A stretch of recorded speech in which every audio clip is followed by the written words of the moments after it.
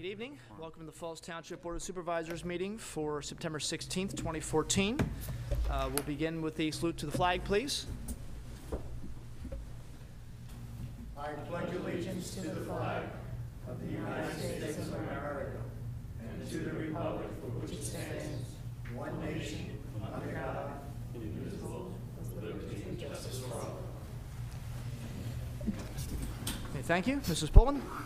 Mr. Galloway? Here. Mr. Boraski? Here. Mr. Harvey? Here. Mr. Dents? Here. Mr. Rocco? Here. Okay. All right. I want to thank everybody for coming this evening. Ms. Gallagher is here without her assistant, who had a work obligation, or had a family obligation. Okay, Mr. Gray, thank you for getting the public comment sign-in sheet. We have a couple names. Roland Kinney.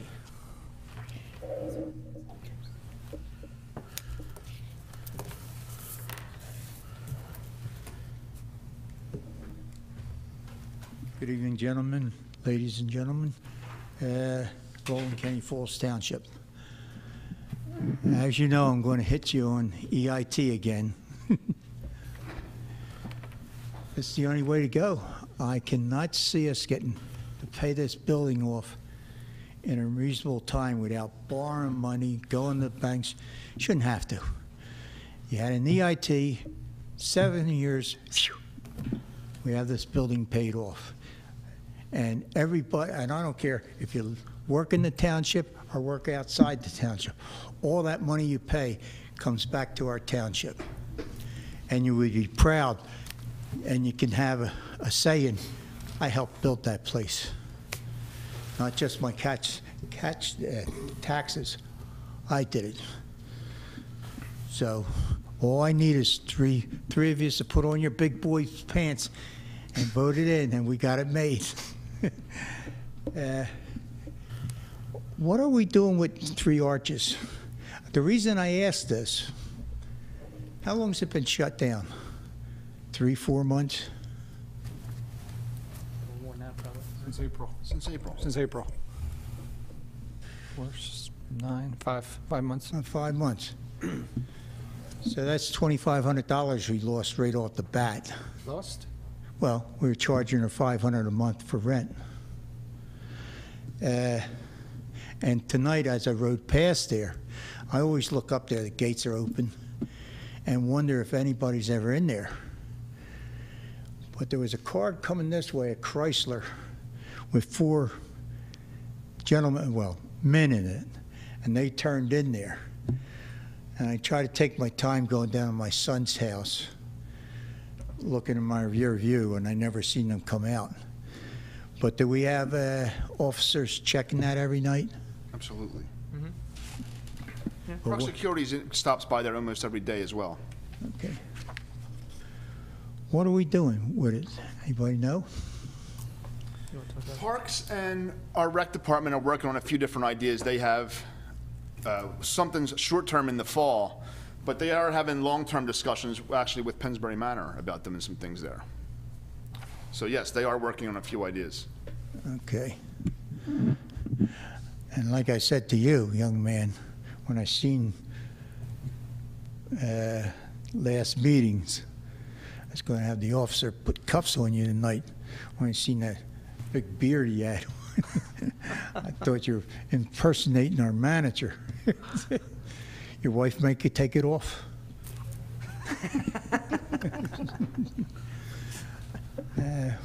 There's something else I wanted. Wasn't, son?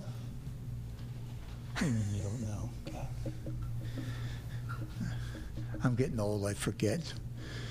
But have a nice evening, nice day. Eagles won. yeah. You know, my son who was here, his daughter's Alexis, the one that's going down here. Did you ever teach her or no? I don't believe so, no. All right, good night, gentlemen. All right, see you later. He's not even wearing pants. He's making fun of our pants.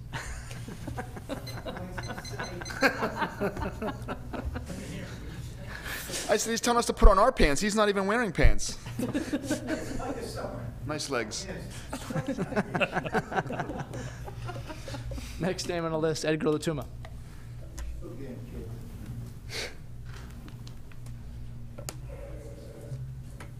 Yes, good evening. Good evening. Edgar Latuma, Township. I missed quite a few meetings. I went away. And I just want to find out, because I have this paper for June 6. The money I was talking about, the $945,000 we have for County. And they give two more years extension until December 2016. But now, we can use that money to fix fields. Only the way one can use is buy new land or demolish some building, something like that.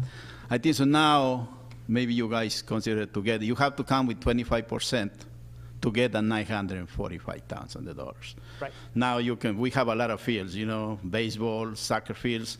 I think so you can use different way, but you can use now. Before you say we don't can use now, but we can do now. That is one thing. Another thing, it's time to come to do the budget for the next year. See if you can think to do anything about do another maybe 2 soccer fields. I'm not talking by the club, I'm talking myself, because I'm reffing and I'm coaching there now. I mean, I'm sure some of you guys, they told me you went over there. It's a lot of, the fields are very bad. The 2 they did, they are nice. Everybody like that. Including teams that come from, they come every weekend, teams from different places, from all over Buckskin, they come to play there. I'm be reffing almost every weekend there. It's nice.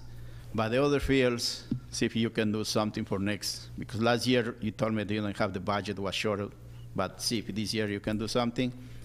And I'm sure if you go, and I invite you guys, if you never go to the fields, like now, I was practicing, it's a lot of kids, I'm not talking only myself. I'm not talking, I know Mr. Rocco is involved in baseball. Somebody, Mrs. Dane, you involved in baseball too. Mm-hmm. You have a lot of kids playing. But most what you have in soccer is triple. We have 600-700 kids playing. It's spring and summer. It's no, I'm not asking too much. If you can do something, or with this money we have here, the county is waiting another 2 more years, see if you can do something. It's nice. You did, and thank you too, because you put hot water over there. The people are happy over there and then stand. And the last thing about the sidewalk in South Olds Boulevard. I talked last time. If I don't forget, they were supposed to put some lines because you say we don't have the budget to do there. Nothing has been done. The cars fly there. It's only 25 miles. I tried to go 25 miles there. The cars never got there. They always go over 40 there. And the sidewalk, I see a lot of people walking there. It's a little danger. It's taxes, maybe, we pay tax. I told I live here. It's going to be 29 years. I live in this area in the same house. If you can do something, put the lines, like you say, the crossing lines, I don't know, but it can be nice if you can try to see if you can do the study, see if you can do the sidewalks, because that is ours, Falls Township. It's no state. It's not. Okay. Okay? All right, thanks. I see Mr. Gray's writing that down to talk to Mr. Orneo about putting that in there. I do apologize. I know we talked about putting, painting brighter crosswalks to get people across to where there actually is a sidewalk right now. So that is something that should have been done, so I apologize for not getting done. Yeah, because there are the apartments across the street. Right. It's And only from the they're open now and everything. from the creek to the Honor Square.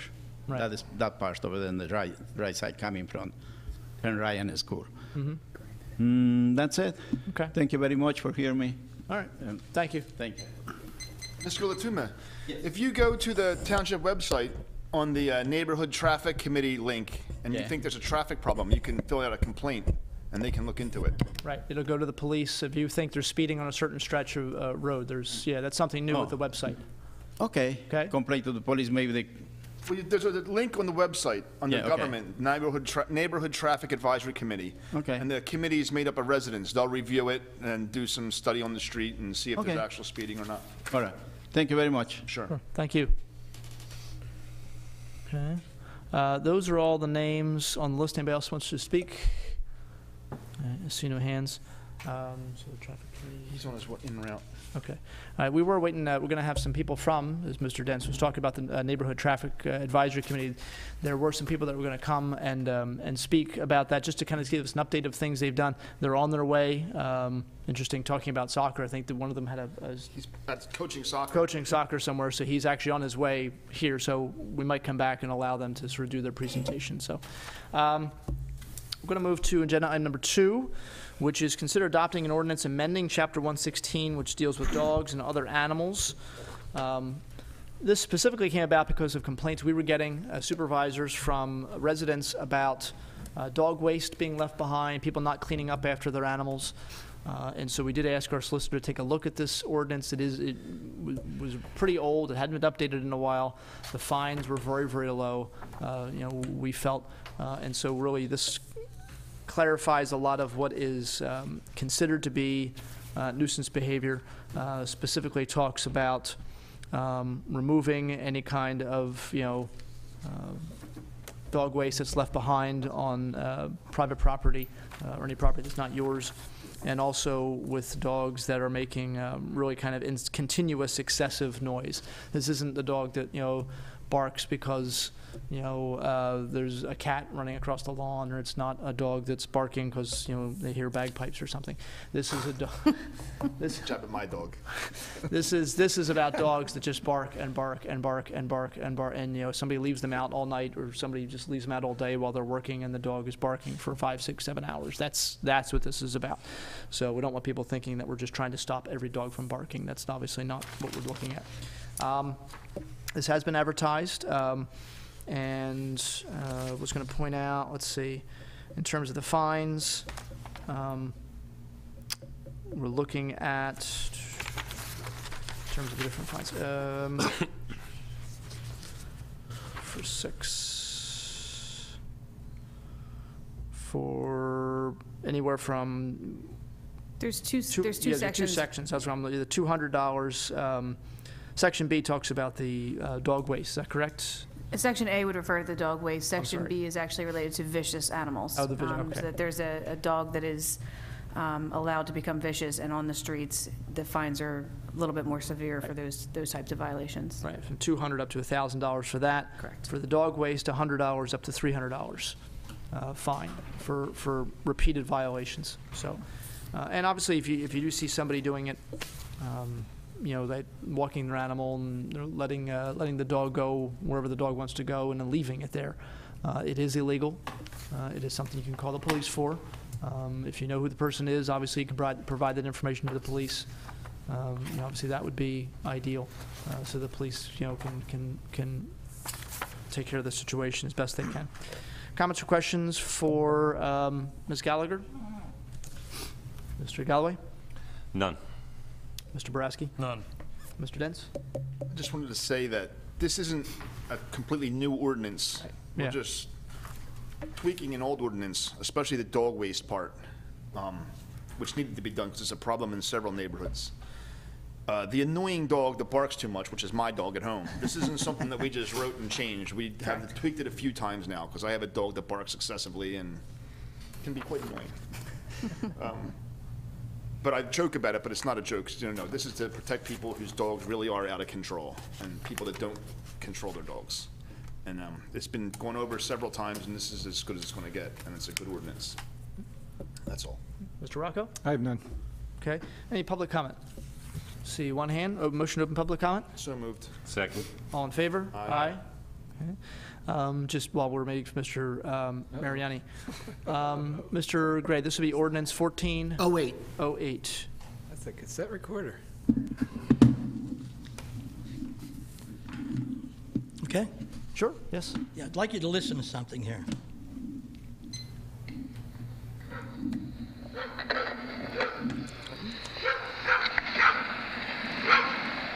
Here it is.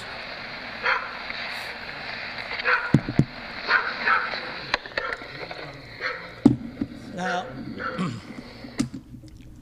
if you had to endure that from 12:30 in the morning to 3:45 every night, night after night, would you agree that that's a nuisance? Yes. Okay. Yeah, I think anybody would, especially that time. Yeah, even regardless of what time of day. If it's that long, if it's incessant for hours. Here it is.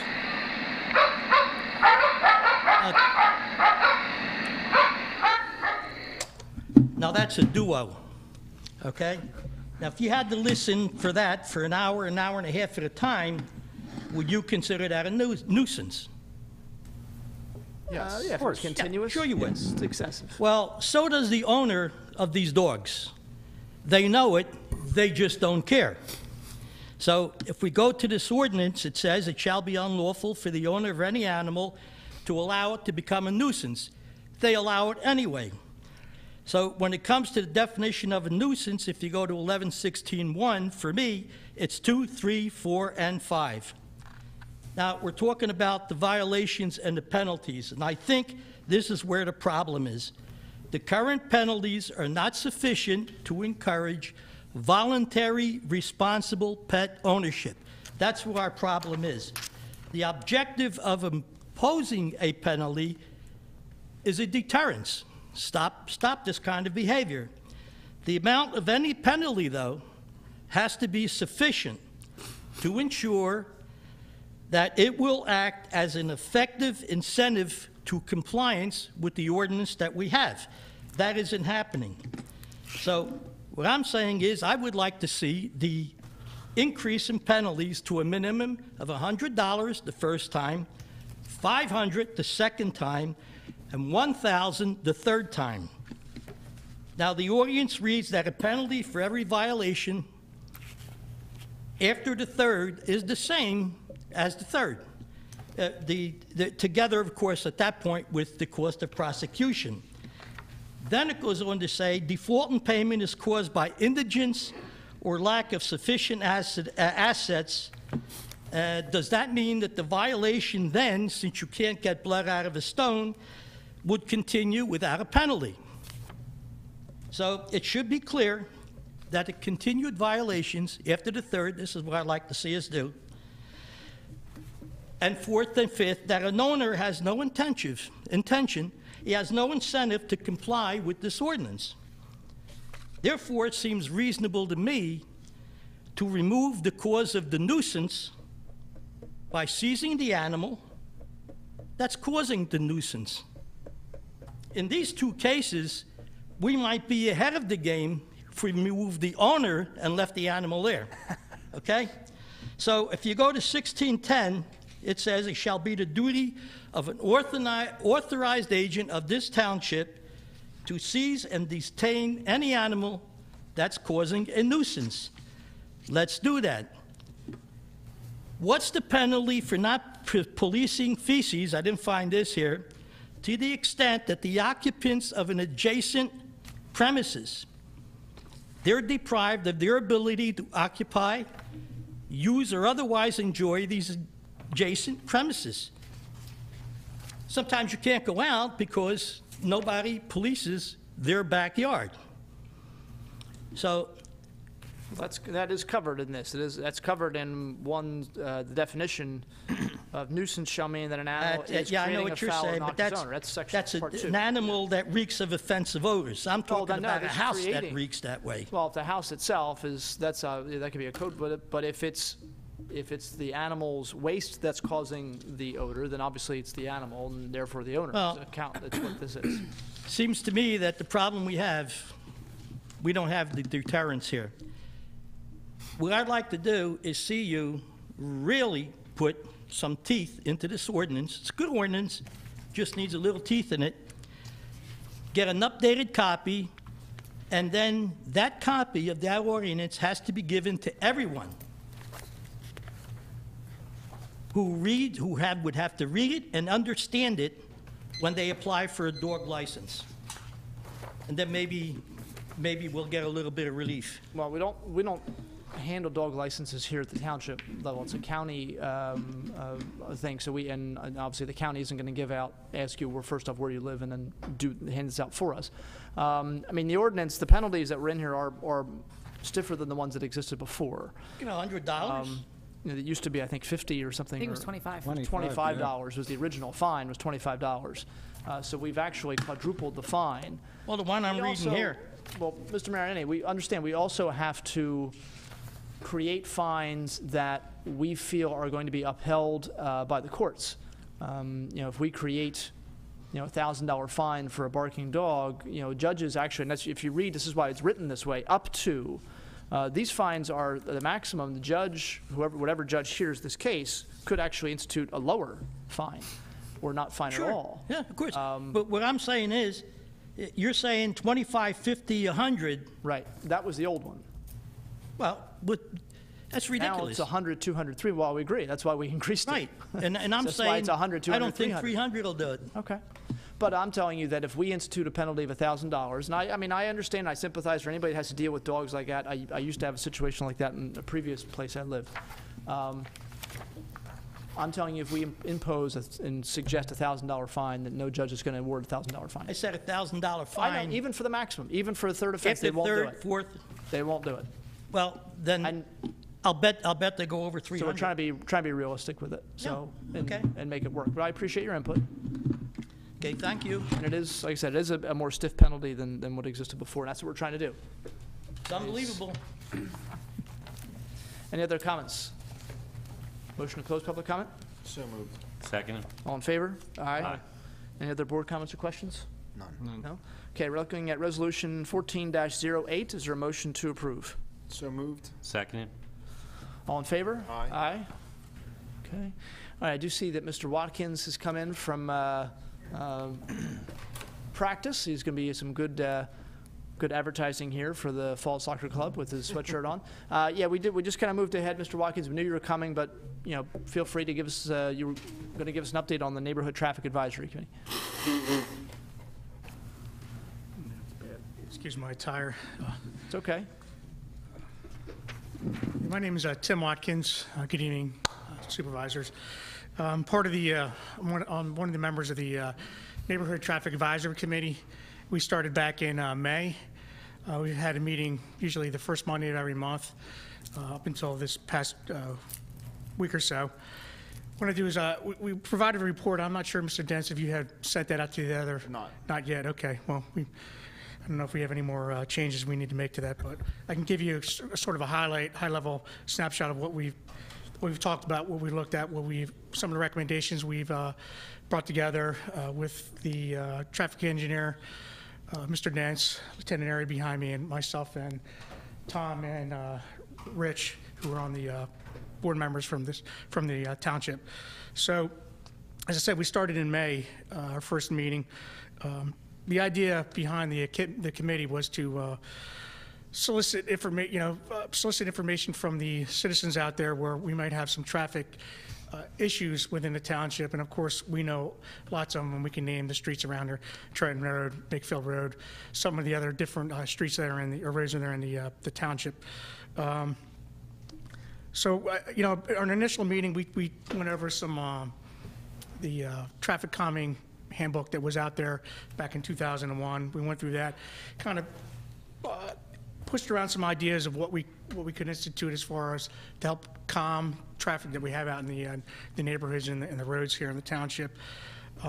Unfortunately, what we looked at was each one had a price tag to them, and probably not a lot of fanfare or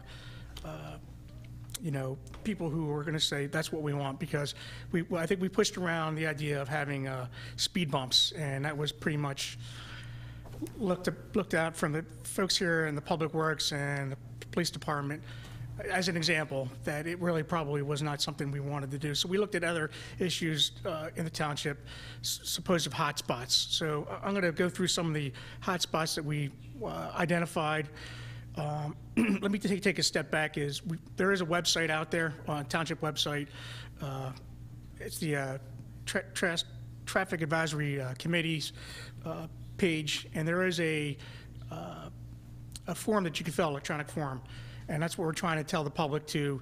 You can notify us, but we prefer that you go to the website. Go ahead, put your information in there, and it'll get back to us.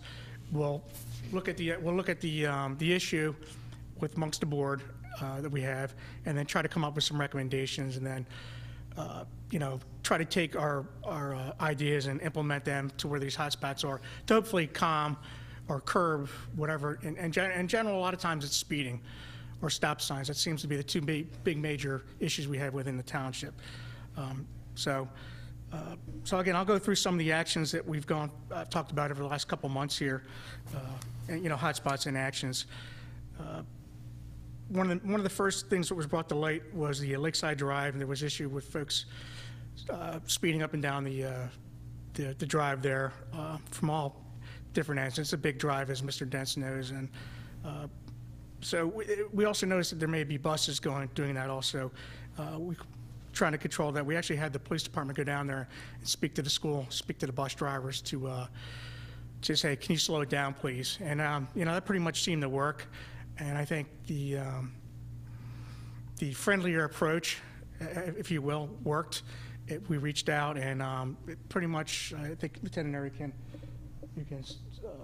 it worked pretty well for the most part. As obviously the police can't be there all the time to enforce that, but we do our best.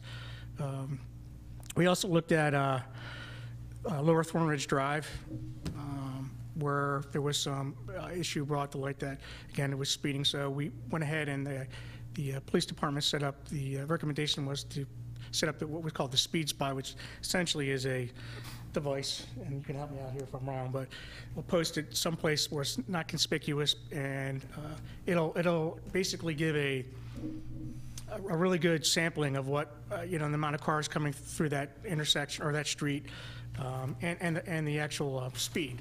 And it'll give a percentage. Percentage has to get to about 85%, if I'm correct. 85% before it's really considered I say a risk area, but a area where people are speeding. Of course, we didn't percentile. I don't have that information with me. I'm going to say roughly 36% was what we were at on that. 35%. So obviously, it didn't meet that threshold. Everyone could say the car's going down the road there, man, they're going too fast. Well, technology fares otherwise and shows that that's not the case. But wherever there is actually an issue, that's one of the first things that the police department would recommend. They go ahead and they put that device out to measure that. Another hot spot, which is near to my heart, as Mr. Dents knows, was Alden Avenue and Oxford Roads with the issue. Well, it wasn't even that intersection, it was Alden Avenue. We had quite a few cars just not abiding by the stop signs. There are a lot of them on that road. We actually had the police department come out and look at and observe, and it was a problem. And they did address that with the patrol stepped up enforcement.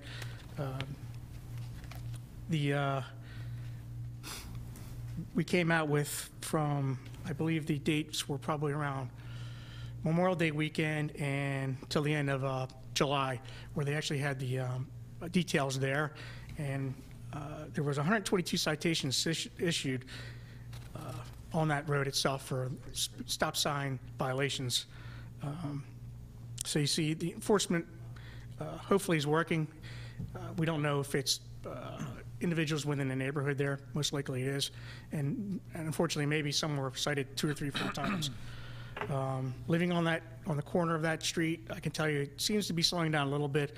But again, police department can't be there every single time. So, people will disregard speed or stop signs. So Austin Drive was another area of consideration to look at. And I'm going to step back also with that too, is when it was issued with stop signs. So at the recommendation of the police department, we had the Public Works come out and paint those stop bars by the stop sign. And then I guess probably about 25 yards back, there was an actual sign put on the right side of the road. It was an approach sign. It was a diagonal yellow sign with the sign that says stop sign approaching. So we're hoping that will curb some of the speeding that's going on up and down that road. And again, that was the same for Austin Drive. Currently, there was brought to our attention speeding on Mill Creek Parkway. And I know the police department did put a traffic detail out there. They issued 22 citations, and I am not sure the exact date. We did that last month, or you did that last month? Yeah, within the last 60 days, that's what was implemented there. Also, the Mill Creek Parkway, Lower Thornridge, were targeted for further traffic surveillance. And we're working on that currently. Supervisors, I have probably 6 or 7 more bullet points here that we could cover under troubled areas within the township, but there are a lot. We are looking at them as a board. Again, we don't know about it unless the citizens tell us about it. If we're approached by yourself in the board or the police department or a phone call, or hopefully this website, people will go in, citizens will go in and put their information, and we'll get those troubled areas, and we'll address them. That's the best we can do. That's all we can do. Again, we don't have eyes everywhere. I'm sure if, another member who's here, his name is Richard, he would have the township spend a lot of money and we would have cameras all over. We don't have that, but, and he also volunteered to put a GoPro camera on his chest and chase after violators, but that hasn't happened yet, and Lieutenant Murray has assured us he won't let him do that either. So, but again, that's the report we have to submit to the board for this evening, and again, I'll entertain any questions at this time. First off, thank you very much for being here, and to the whole committee. Mr. Dents, obviously this was his project. He kind of pushed this really pretty much since he came on the board to get this kind of panel set up, and I think it's been a big success, and thank you to you and the other volunteers and Lieutenant Erie. I was going to ask you just real quick, because I know you mentioned specific streets, Alden, Austin, Lakeside, Thornridge. You said you had like 6 or 7 others that you're looking at. If you just read off just the streets, Sure can. Just so people at home, I'm sure, are wondering, gee, I wonder if they're looking at my street, and this will answer the question maybe. And this may have been, these areas may have already been looked at through the police department or going to be looked at. So let's see here. I mentioned Austin Drive at Queen Anne Drive and Lower Thornridge Drive. Mill Creek Parkway, I mentioned Mill Creek Parkway and Lower Thornridge Drive for calming.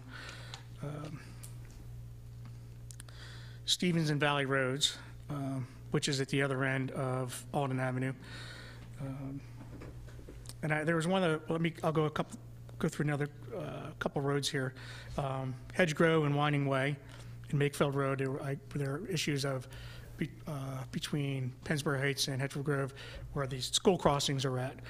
And I believe the police department employed the trailer with the speed device there. Mm-hmm. That seemed to work pretty well. And I also want to highlight that the police department, via a PennDOT grant over the Labor Day weekend, it was on the website, so hopefully people had saw that, but I'll mention again, the traffic grant for enforcement through the township over Labor Day weekend, and the tally was that 85 citations were issued for various reasons in the township. Okay. All right. Thank you. I appreciate you saying that. I want to add, too, that this report will be on the website, the quarterly report, under the traffic advisory. Okay. And also, as Mr. Watkins mentioned, the school on Lakeside Drive was the charter school. It wasn't Walt Disney. Right. Right. Okay. Okay. Other questions or comments from Mr. Watkins? No, excellent job. Thank you. Thank you. Okay. Yeah, and so anybody else that's watching, you heard some of the streets that the township is aware of and has looked at recently or is planning on looking at or looking at now. So if you have a problem on your street, you didn't hear it mentioned, as Mr. Dents has said, Mr. Watkins has said as well, go onto the township website under the committees. You can find the Neighborhood Traffic Advisory Committee, and then you can enter the, enter the information to have whatever problem you're having, whether it's speeding or stop signs or both, have it looked at. Okay? So. Also, one of the biggest problems, too, is it's, like Mr. Watkins said, it's the residents that live there are the ones that are speeding and going through the stop signs. Yeah. So, and we've always known that's always been the problem. So. It is a 5-member board also that only has 3 seats filled, so there are 2 vacancies on this board if anybody is interested. And Lieutenant Airy has a couple issues with the traffic. Okay. To discuss as well. Oh, okay. Before we move on. Good evening. I'd like to take a moment and explain the semi-portable radar speed sign that the committee recommended for purchase. It's a solar-powered radar speed sign that is manufactured by All Traffic Solutions. They're out of Pennsylvania. It's a pole-mounted device that's semi-portable. It displays the speed of the vehicle. If the speed is exceeded, the posted speed limit, a light goes off and activates a light. brings to the driver's attention that they're moving above the posted speed limit. The device gathers traffic data for further analysis, and the idea behind this would be to buy this unit, place it on a pole, leave it there for several weeks or a month or two, depending on the severity of the issue, and then move it to another location. The committee also recommended that the purchase of cloth banners that are approximately 2.5 feet wide and about 5 feet long. They would be mounted to a light pole in the neighborhood in the target area, just in that target area. And it would just basically remind drivers that it's a speed zone and that they should slow down and obey the posted speed limit. Okay. I think we got some information about that. I think about the radar device. I think we got some, like a quote for, I think Mr. Gray had forwarded to us. But okay, yeah, we'll look forward, I guess, to getting more details on that, and then the board can entertain, whether or not to go ahead and purchase them. And Are you guys ready for us to purchase that, to present that? Yes, we are. Yes. It's a good time, I think. That's fine. If we have all the numbers and everything, that doesn't matter to me. I just I don't have the numbers handy at this time. I don't know if you have them there, Lieutenant.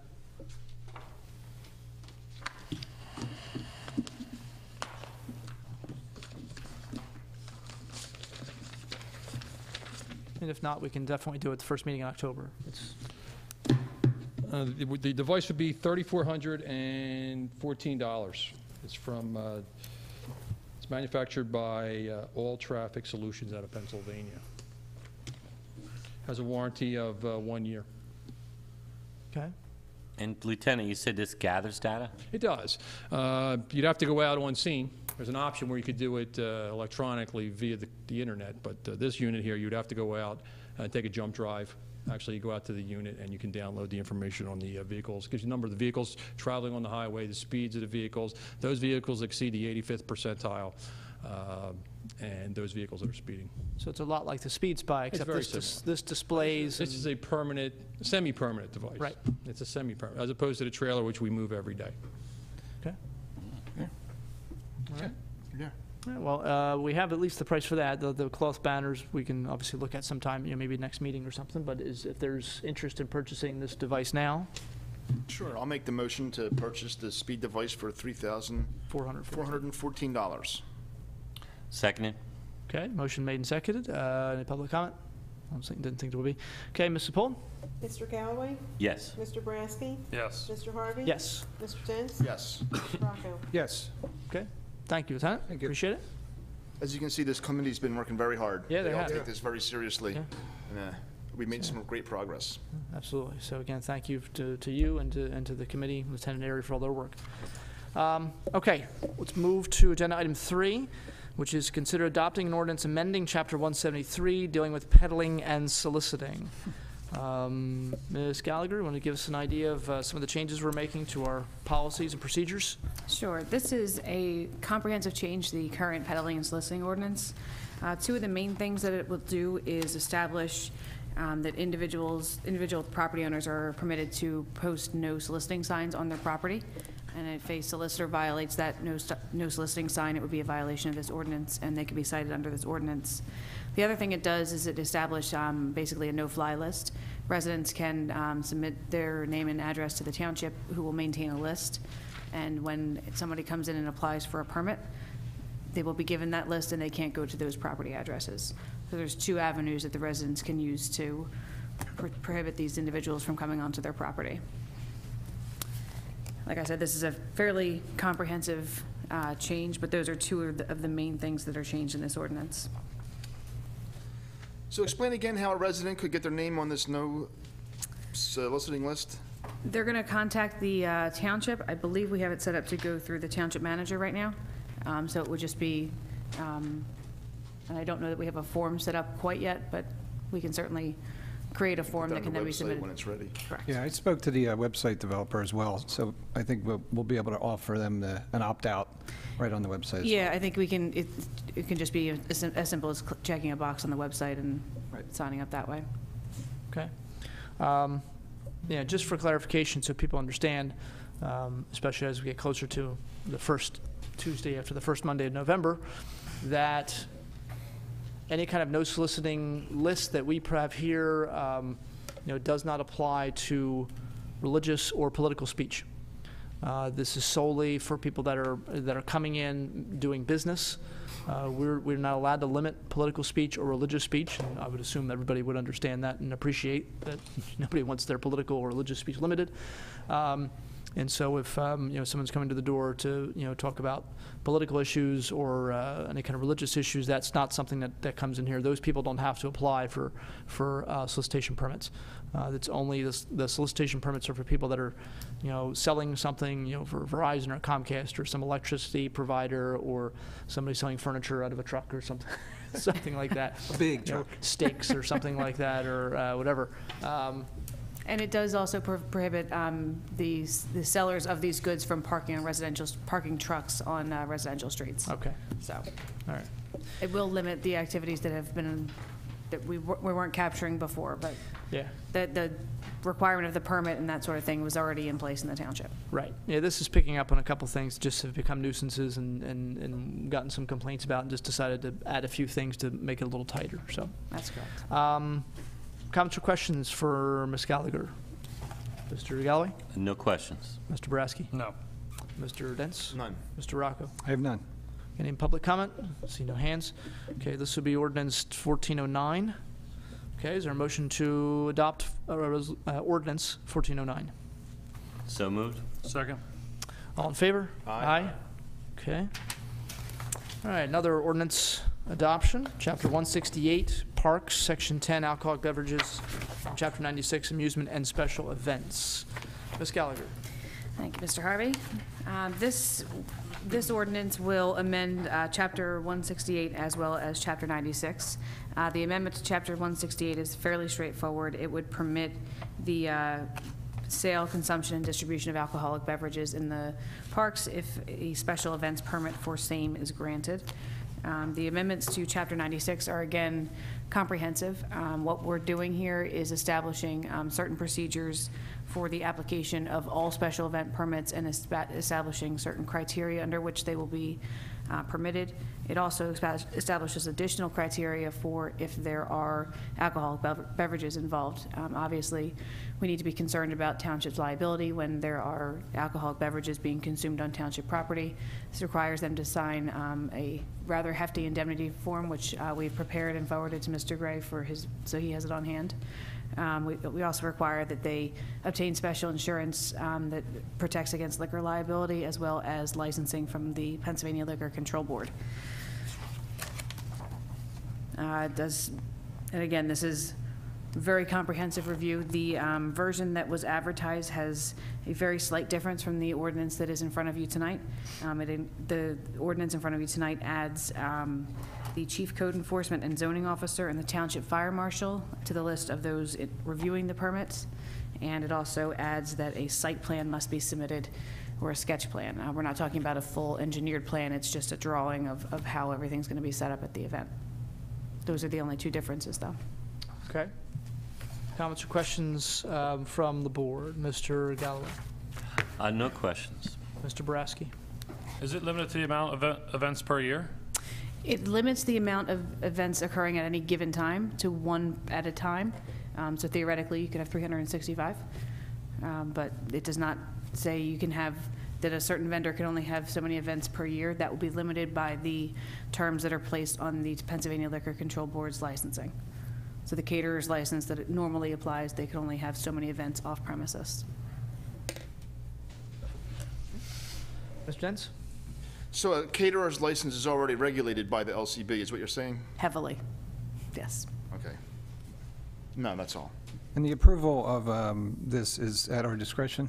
It is at your discretion. So if someone comes, presents to whatever we need, all the paperwork, the money, comes in front of us and says, I'm going to have a big beer fest, we have the right to say, no, you're not.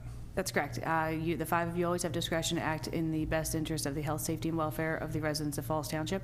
If you believe that the application does not meet those thresholds, then you can certainly deny an application.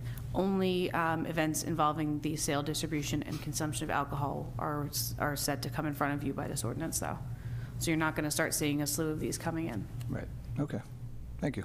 We don't need to have every block party in front of the five of you. No. Yeah, and just to clarify a couple of things. First, just to be clear, the Township Park, since it was established, has always had a policy of no alcohol, which is consistent with county parks and other parks. And this isn't really changing that. This isn't something that we're allowing all of a sudden people to, bring six-packs when they're watching their, kids play soccer on the weekends or something like that. That's not what this is. One of the things that kind of changed our mind about what to allow, what not to allow, are things like, for example, Pennsbury Manor recently having a fundraiser that involved alcohol. Washington Crossing National Park having an event, I think it's a yearly event actually, that has alcohol. So those kinds of parks, obviously historic nature, state parks, national parks, allowing it under very restrictive circumstances, that was something that we thought we could do, again, keeping a very, very, very tight lid on what goes in there. It does require a much heftier fee for alcoholic special events compared to alcohol-related special events compared to just a normal special event, and a much more rigorous review process, including coming before us. So I just want to make sure that people don't think that we're sort of opening up any kind of floodgates here. We're keeping the gates pretty tightly closed, but we are, open to different uses for the park, and we think this will be something that might add to the attraction of the park occasionally, allow people to do different kinds of events occasionally, and as Mr. Rocco pointed out very, very well, we aren't bound just to sort of allow anybody who wants to come in here to do that. We don't have to. So, all right. So don't imagine there's any public comment. We don't really have much of a public left to comment. So if this will be ordinance 1410. Yes. Okay. If there are no more comments or questions, I'll entertain a motion. I'll make a motion to approve ordinance 1410. A second. Motion made and seconded. All in favor? Aye. So no Opposed? for me. Okay. One opposed. Okay. All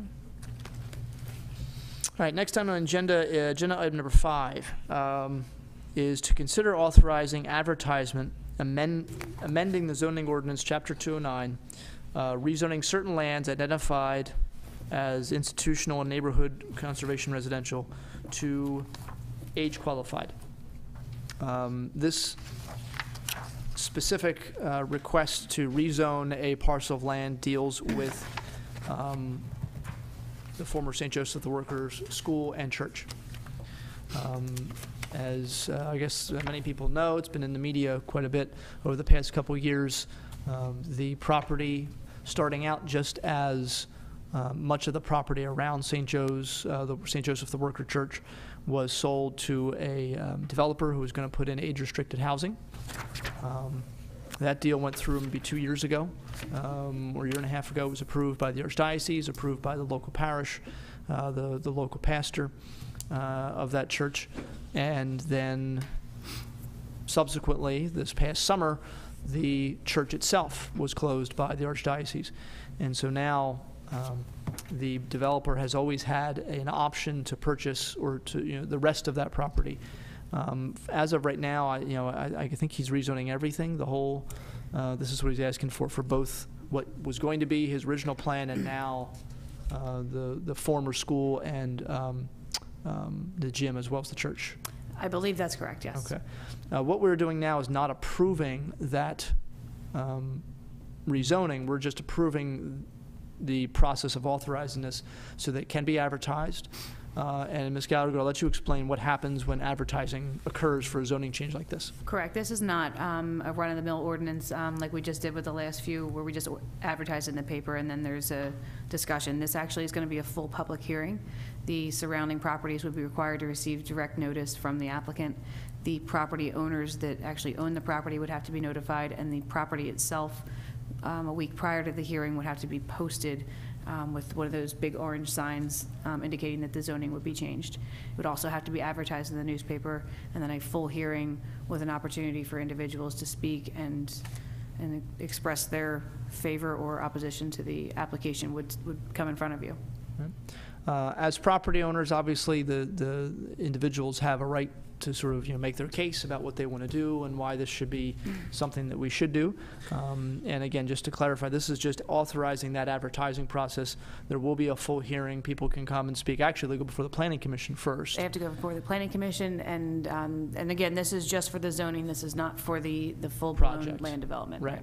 So Yeah, there's a multi-step process. Right, yeah, we don't even actually have a project outlined in front of us. We know roughly what they're thinking about doing, but Correct. this is just their first step to rezone this to age qualified, which would allow them to actually build homes there that are restricted by age. And the applicant would certainly come in front of you and give a presentation at the zoning hearing. Right. Right, so this goes for Planning Commission, then it would come before us. At each of those times, the public is allowed to speak. We don't really have a timetable on this. Nope. So we don't know when this will be before us. It might be October, it might be November. It really kind of, we'll have to wait and see. There isn't any sort of timetable that we have to work off of for this. Correct. So that's kind of where we stand. Any other comments or questions before we take a vote? Yeah. Go ahead, Mr. Rocco. So can you give me an idea of what is age qualified? And why someone would want to make it that, not just NCR? Well, the NCR is a very small piece of the property. I believe that there's a residence on that property now. Oh, The yeah. bulk of what we're looking at right now is zoned institutional, which is where the actual church is. If they attempt to go through land development and zoning as it's currently zoned, they're going to need all kinds of relief. This rezoning, they would still need some slight zoning relief in front of the zoning hearing board as far as variances. But presumably they would need much less relief. I think they would actually need a use variance if they were So what does age Current qualify? What is that, 55, 50? Does it 55 just- plus. Yes, 55 plus? it's federally controlled, and it obviously would be, I believe they're planning on townhouses, and it's going to be a 55 plus community. But it would be residential rather than institutional. Is that just the majority of the homes, Yes. or everybody has to be over? That's It has one to of the problems be- I have. There is a certain percentage that's allowed to not be, because you can't completely restrict it. Correct. Just because then you're sort of violating people's rights. I think is it 10% has to be? Is it 10 or 20% has to be allowed? I believe our ordinance is 20%. Yes, 20% can be sold to people who are outside the age parameters. But there still might be restrictions on things like children. right. You might still be able to say, if you're under 50, age 55, you can't have, I think there's something to that effect. And again, the ordinance that we have in place for the age qualified is fairly extensive, and it's certainly something that, everyone, they would have to answer these kind of questions as far as what their plans are. Right. Generally speaking, would they not go to the zoning, the planning commission before they came and asked for They are required to go in front of planning. Yeah, but This will it actually. seems almost backwards to me. We're just getting the process started. The way that we've traditionally handled these here is we get the application, we put the ordinance together, and then kind of send them on their way. We have to send the draft ordinance to both the local planning commission and the county planning commission. And they both have to have an opportunity to comment on it. I feel like we don't even know exactly what they're doing down there. We know they want to build houses, but they want us to change this to age qualified before we actually get to see exactly what they're doing. Do you know the It's almost like we're benefit? putting the cart in front of the horse. Do you know the benefits of age qualified? Why would they want to go that route? As opposed to some other residential, Yeah, like, that's really up to the applicant. Presumably, the density of the residences to each other are a little bit tighter, so they can get more units in, but I don't know. So you probably get more homes. It's smaller yards, which would obviously benefit And- people that and have less there's children. less, okay. less land to take care of. I think, and I have talked to the developer a couple times, and he said they've done market studies, and they think this is something that is going to sell very, very quickly. And they're Also convinced that this is going to be something that's going to make money. And this is kind of I think this is mostly what he does. I don't know if he does It a lot of is. things that aren't age qualified, quite frankly. He does a lot, and as Mr. Sullivan points out, there's other considerations as far as the burden on the school district with the addition of strictly residential versus age qualified is obviously different. Right. Falls But as does- far as his motivation, I would have to defer to Yeah. the developer. And what do we have, one, just Avon Road now? Or? Just Avon Road. Okay. Yeah, Falls does have, I think, a little above average, at least the last time I think, looking at the population, a little bit of above average senior citizen population compared to other townships around us. There might be one other age qualified, and I apologize, the Viking property may be. Well, the one No. The It's not- original it one was- was. it Original was, yeah, the original was, Okay. it's not, yeah, the Still new a pile one's of not. dirt right now. This one, I still feel like we really don't know what's going on down there. I think, I'd like to hear more about it before we do anything, to be honest with you. Absolutely, and the developer still has work to do before it's even ready to come in front of the five of you. And you can certainly hold a hearing and defer any decision, continue hearings until there's more information available. But that's obviously a conversation for much down the road. Who pays But for, they- I'm sorry, who pays for the costs of all this advertising? The applicant does. I want to make a motion to table until we get more information. You can certainly make a motion table. Second it. Okay, motion tables are made and seconded. All in favor? Aye. Aye. Opposed? Okay. All right, let's see. Okay, next item on the agenda is consider change order number 1 for the 2013 Falls Township Road Improvement Program. Okay, Mr. Gray? Yes, the township received a letter from Mr. Sullivan at T&M Associates dated September 10th regarding Falls Township Road Improvement Program for 2013, change order number 1. This change order includes work for a water main extension on Makefield Road that will provide better water service to the residents in the area. The result of this change order is an increase of $130,946.95. The board is asked to consider change order number 1 at this time. Okay, Mr. Sullivan, I'll let you do some explaining here. This was a project requested by TOFA, Township of Falls Authority, to loop their water main on Mayfield Road. We have an agreement with TOFA that this is fully reimbursable to the township, but since our road contractor is doing the work, it has to be a change order to the project contract we already have. Okay. All right, so this is a project that we did. It was easier for us just to do it because TOFA would have had to go out, they would have had to bid it, they would have had to do all kind, it would have taken months and months, and since the road was already open, we'll just do it and get it done, and they'll pay us for it. That is correct. Okay, comments or questions for Mr. Sullivan? None. None.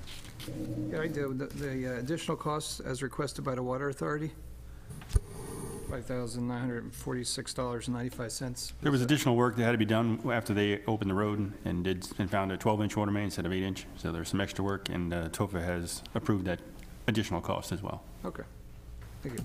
And this work's completed now? This work is completed. Finally. Was the pricing for the job in line with Marcy's pricing on other jobs, or what this should have costed? Yes, it was. Yeah, it was. They came in around 129,000. There was some negotiation. They brought it down around 25, and then the 5,000 was an extra work. So it's right in line with what they would charge the township as well. Okay, I'm good. Thank you. Okay. All right, if no other questions, then we'll look to a motion to approve the change order number 1, $130,946.95. So moved. Seconded. Mrs. Pullen? Mr. Galloway? Yes. Mr. Boraski? Yes. Mr. Harvey? Yes. Mr. Dents? Yes. Mr. Rocco? Yes. Okay, now we'll turn for items 7, 8, and 9. It is the Pete Gray Show. Minimum municipal obligations. This is kind of one of the things that gets Mr. Gray excited. He loves talking about finances and MMOs. Mr. Gray, I'll let you ask first to explain to people what MMOs are and why we have to approve these. This is something we do every year, roughly around this time. Yes, Act 205 of 1984 requires that the chief administrative officer of the pension plan certify to the governing board of the municipality the MMO, or minimum municipal obligation, for the following year by the last business day in September. This memo, actually resolution, is intended to satisfy this legal requirement. Basically, what these MMOs are budgetary tools to be used for the following year. In this case, 2015, the township has 3 pension plans in place. They have the police pension plan, the non-uniform plan, and the public works plan. Each plan has to be funded. For the first one, the police pension plan, the funding sources come from the state, the police officers themselves, and by the township. For the police pension plan, the first one, the MMO, the amount we have to budget for next year is $2,234,730. And what we'll do is we will include this in next year's budget, and that's the amount of money we'll have to provide for funding for the pension plan itself. Like I said, we do this every year. It has to be done by September 30th, and it's a requirement by the state for each individual one. For the first one, like I said, police pension plan, the amount of the MMO is $2,234,730. Do you want me to do each one? Yeah, just to go through the other two, just so, Sure. please. The second plan is for a non-uniform plan. This MMO for this pension amount is $116,039. This particular plan is a defined contribution plan. Actually, the police pension is a defined benefit plan. The non-uniform plan, it covers the administrative employees in the township, and again, $116,039. And then we also have a third plan, that's the PMRS plan. This particular plan is for the public works employees. That amount is $66,455. And that includes, I believe, 16 employees in the Public Works Department. And that's a defined contribution plan That's as well? defined contribution as well, that's correct. All right. So the difference, again, for people, that, defined benefit plan is a pension that essentially is established at usually at the state level. Teachers most commonly, and police officers and state employees can get are usually getting defined benefit plan, which is a defined benefit. You're going to get X percentage when you retire of usually an average of the last couple of years of your salary. Depending on how many years you've worked, the age you are when you retire, you get X percentage of that per year. Defined contribution is what most people will know as a 401k. You are deciding what your contribution is going to be. You're going to set aside this much money for retirement, and the township matches that fund, or how does that work? Township puts in 5% of the employee's total salary for the year, and no, the employee does not match that particular plan. They also have an alternate 457 plan that the employees can put in for. All right. So, so there's the two differences between the two plans. We'll do these one at a time. Comments or questions just on any of the three, just in general? No. No. Okay. All right, so we'll do the first one here, which is for the police pension plan. Is there a motion to approve the MMO for the police pension plan for the year 2015? So moved. Second? All right, Mrs. Pullen? Mr. Galloway? Yes. Mr. Brasky? Yes. Excuse me, that's Resolution 14-27. I'm sorry, Resolution 1427, sorry. I'll make that motion, I guess. Okay. All right. You want to make another motion? We'll amend the motion. Who made the motion originally? Yes. Okay. All right, the second will, Second? okay. So, Mrs. Pullen, approving Resolution 1427. Sorry about that. Mr. Galloway? Yes. Mr. Brasky? Yes. Mr. Harvey? Yes. Mr. Dents? Yes. Mr. Rucker? Yes. And I guess we're not actually, technically spending money. We're just authorizing what's going to be Yes. budgeted for, so we don't really have to do a roll call. I apologize. All right, the next one would be for non-uniform, and that is Resolution 1428. Motion to approve. So moved. Second? All in favor? Aye. Okay. And Resolution 1429 would be for PMRS, which is Public Works. Is there a motion to approve that resolution? So moved? Second. All in favor? Aye. Okay. All right. So, and item number 10, consider application for the fall 2014 Bare Root Tree Program. Mr. Gray. Recently, the township received the application for the annual fall 2014 bare root tree offer. The township has done similar bare root tree programs in prior years, planting them throughout the township. Over 340 trees have been planted through the Tree Vitalize program by Falls Township. An application is required for this program. The Shade Tree Committee is requesting 40 trees at a cost of $25 each for a total cost of $1,000. Deadline for the application is September 19th. The board is asked to consider the purchase of 40 trees as part of the Tree Vitalize program for $1,000. Okay, comments or questions? No. When are they going to be planted? November. Oh, as soon as I get them? Yeah, they'll come off the truck. We have to pick them up down at the Navy Yard. Yeah, I We saw bring them that. back and we'll plant them. Cool. Okay, other questions? Mr. Gray, do we have a rough idea of the ones we plant? Because I remember originally when we started this, this was sort of a new concept to plant trees bare root and not sort of with the big ball with the burlap around them like you usually see. And that was supposed to be more natural or better or something like that. I don't know. Do we have kind of an idea of our success rate with these? Like how many of them are still, in decent shape or? And I'm asking you this cold. I apologize for that. Yeah, no, that's fine. We have, I remember at the beginning, I did receive complaints that some of them did die out. I haven't heard any complaints that some of the recent ones that we purchased have died. I know that we did put gator bags on them at the beginning, and we have been doing that each year as well, but I could find that out. So it's a percentage-wise. pretty good success rate Yeah. overall, though. Okay, all right. Okay, so there are no other questions. Is there a motion then to authorize the bare root tree program? 40 trees, $25 each, total cost of $1,000. So moved. Seconded. Mrs. Pullen? Mr. Galloway? Yes. Mr. Boraski? Yes. Mr. Harvey? Yes. Mr. Dents? Yes. Mr. Rocco? Yes. Okay, next on agenda item is the minutes from September 2nd. Comments or questions regarding the minutes from anybody? Excellent minutes as always, Mrs. Pullen. If there are no comments or questions, I'll entertain a motion to approve. So moved. Second. All in favor? Aye. Aye. Abstentions, opposition? Abstention, I suppose. Okay. So one abstention from Mr. Galloway. He was at work that evening, I believe. Yes, back to school night. Engineers report, item 12.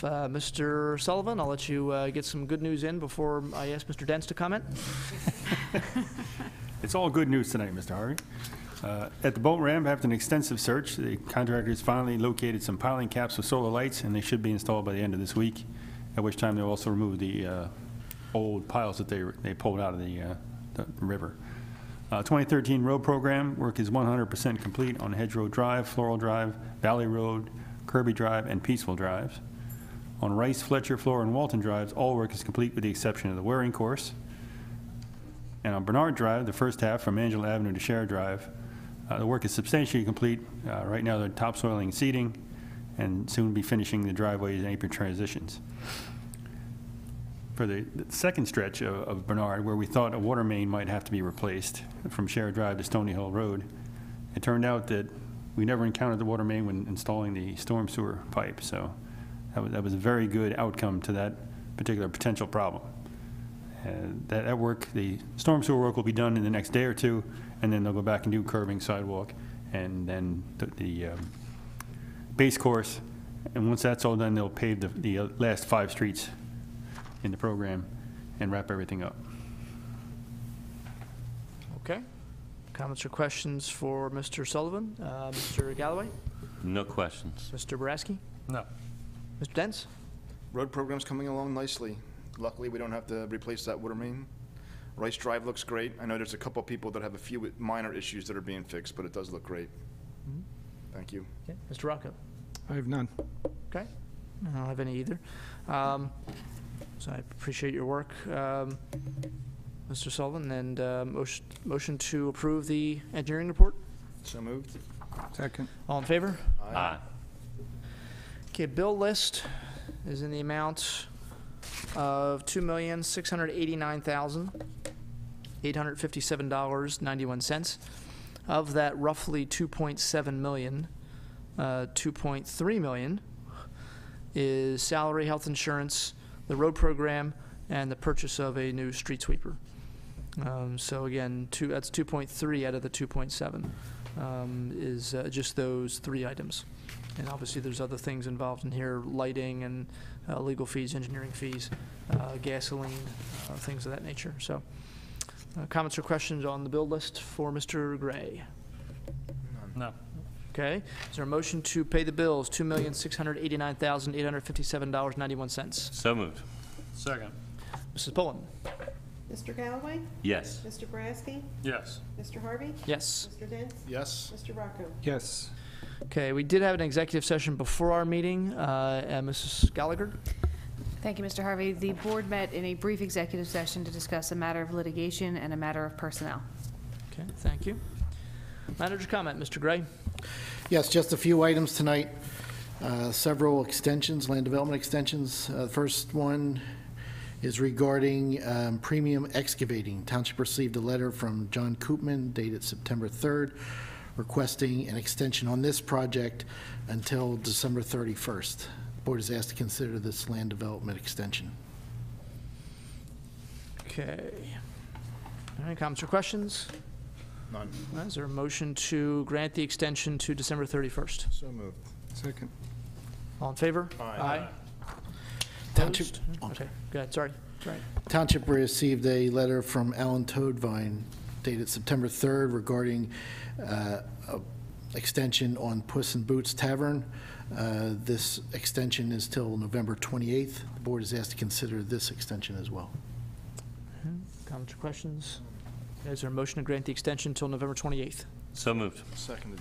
All in favor? Aye. Township received a letter from Tom Hecker dated September 8th. This is for Lubercycle, New Seaview at 150 Solar Drive, requesting an extension on this deadline until December 15th. The board is asked to consider this extension. Nothing. Is that right? Do we have an update other than that, than just the extension? Do we know what's going on? None? Okay. Okay. So moved. To grant the extension. Okay. Second. All in favor? Aye. This afternoon, the township received a memo from the chief regarding the hiring of a new police officer. This also includes a resolution as well. This would be for Ronald N. McPherson. He is scheduled to be sworn in at Judge Vislowski's office on Wednesday, October 1st at 11:30 a.m.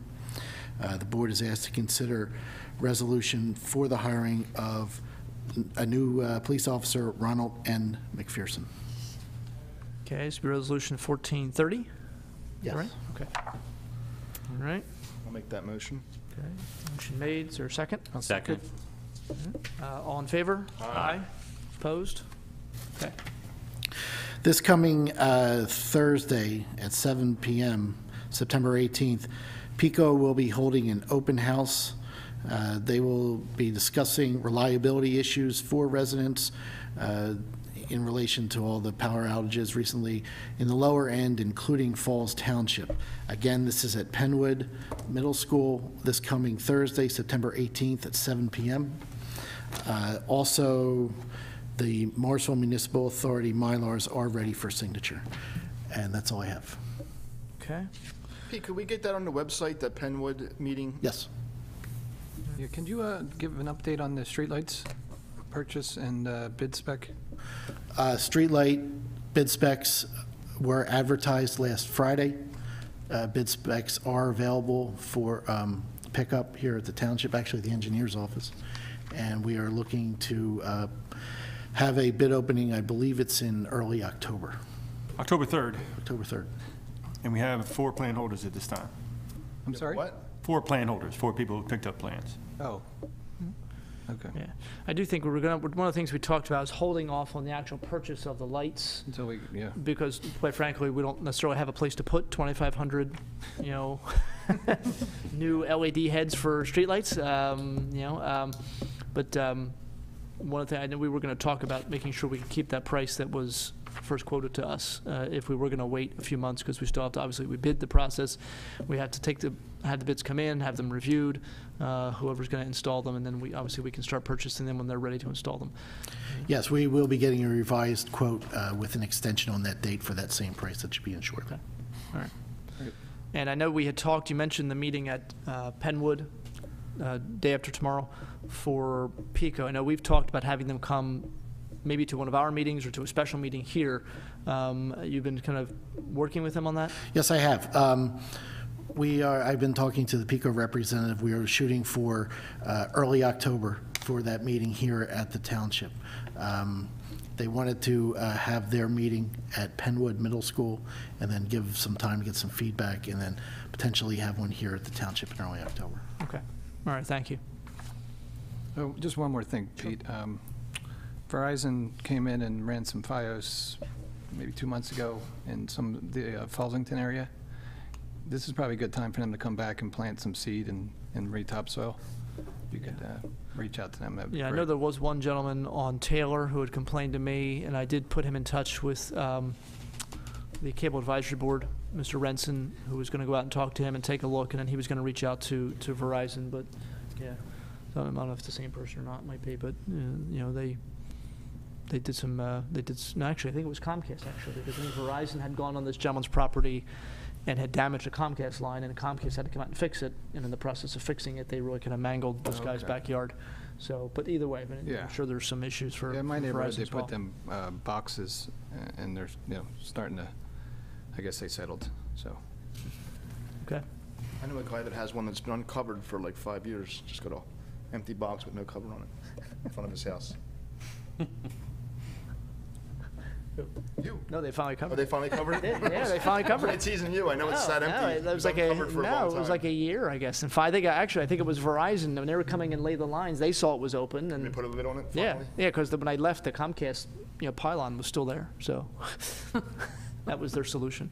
And my neighbor, and working at a metal shop somewhere, had somebody cut a giant piece of just, you know, iron, just, you know, drop on top of it, just There lay you it go. there, you know. Better than having it stay open, have kids fall in it. But yeah, so, anyway. I'm thinking to myself, oh, yeah, well, I was thinking, oh, somebody else had that problem, huh? Okay. All right, so we're up to board comment. Mr. Rocco? I have no comment, thank you. Mr. Dents? None. Okay. Mr. Boraski? Nothing. All right. Mr. Galloway? No comments. Oh, geez.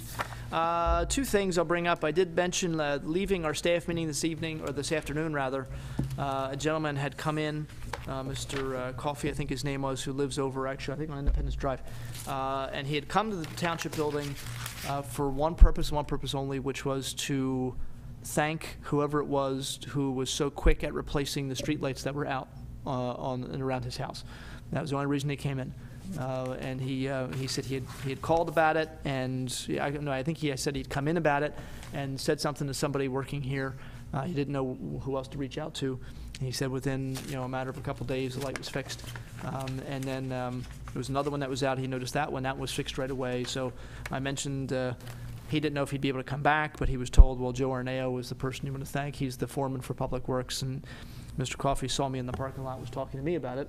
He said he wasn't sure he'd be able to come back tonight, so I told him I would extend his thanks to Mr. Arneo and the Public Works staff for acting so quickly on that.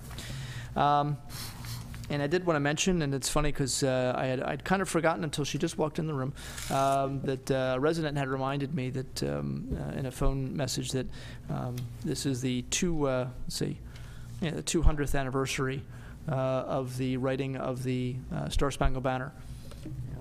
Francis Scott Key was a lawyer from Baltimore whose ship sailing through Baltimore Harbor was stopped by the British Navy as they were about to begin firing on Fort McHenry, which was the fort in Baltimore Harbor. Sorry, I meant to say Boston.